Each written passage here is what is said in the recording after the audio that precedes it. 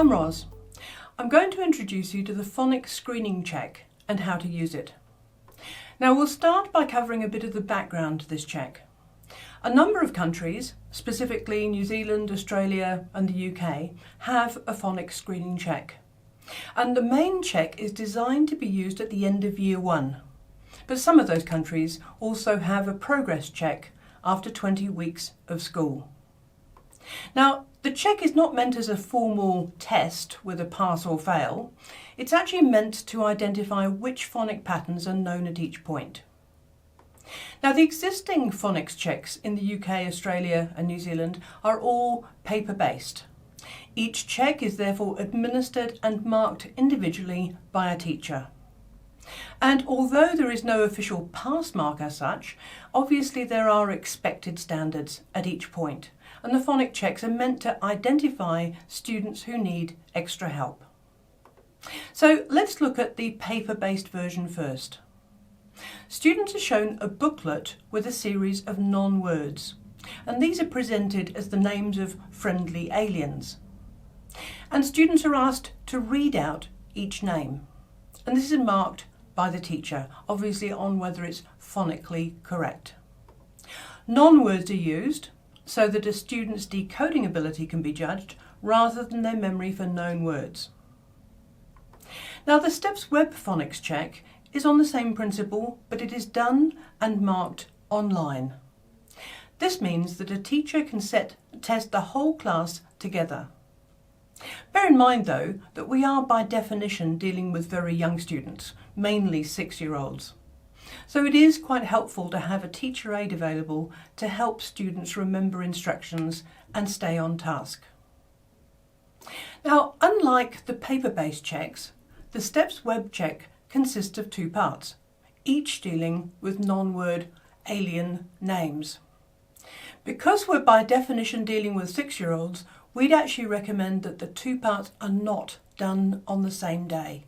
And that's purely because of the age of the students concerned.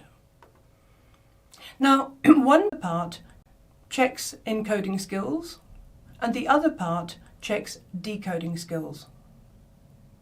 You'll get a percentage accuracy for each aspect. And the advantage of checking both decoding and encoding is that you can see and identify and also, of course, address specific difficulties. The detailed results will show you exactly which patterns cause difficulty for each student. So now let's look at what students need to do in each part of the check. In the encoding part of the phonics check, students hear each alien's name and then spell it using the phonic patterns available on the screen. They can click to hear the alien's name as many times as they like.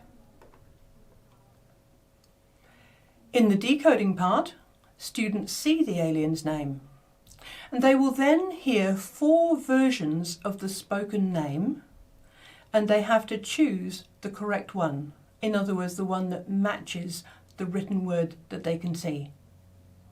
Again, they can click the tiles to hear each version as often as they like.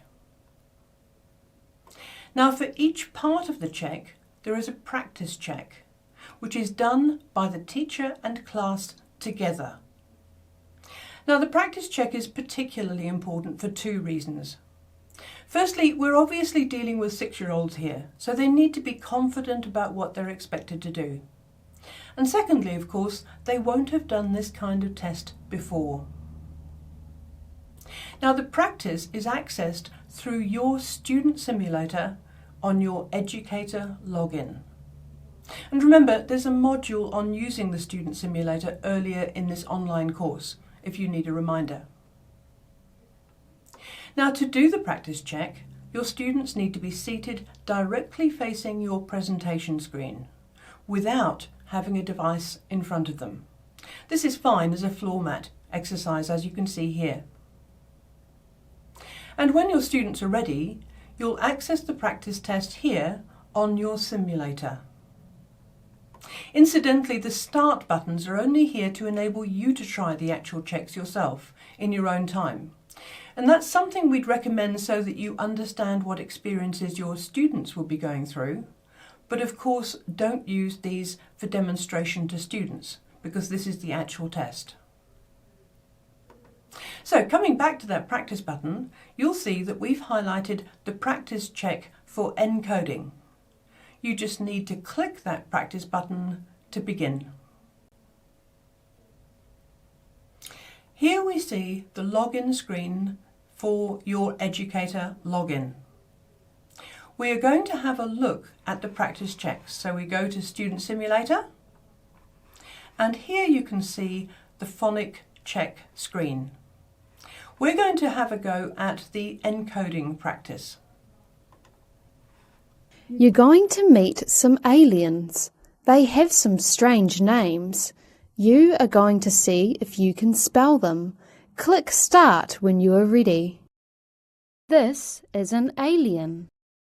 This is the alien's name. Mang. Let's spell the name together. Click the alien to hear the name again. Mang. Mang. Starts with a sound. Drag into the box below. Mang. The middle sound is drag into the box below. Let's hear the alien's name one more time. Click the alien to hear the name again. Mang. The last sound in mang is ng. Drag ng into the box below. When you have spelt the alien's name, click Try. Well done! Now see if you can do it on your own. Rab.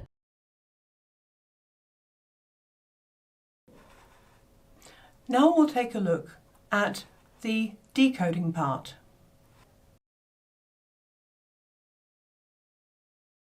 You're going to meet some aliens. They have some strange names. You are going to see if you can read their names. Click Start when you are ready. This is an alien. This is the alien's name. Read the alien's name and then choose how you think it sounds. Let's go through the first one together. Mim. Zim. Zom.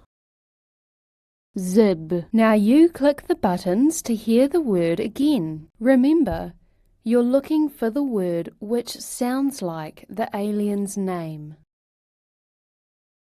Mim. Zim.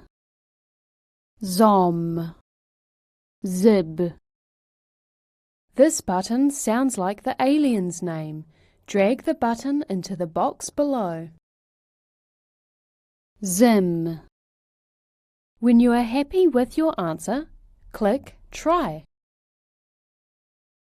Well done! Now see if you can do it on your own.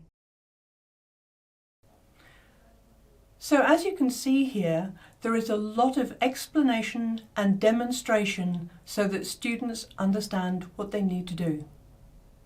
So to finish off, we're going to show you how to set the actual checks themselves. Remember, you're going to do each part of the check on a different day.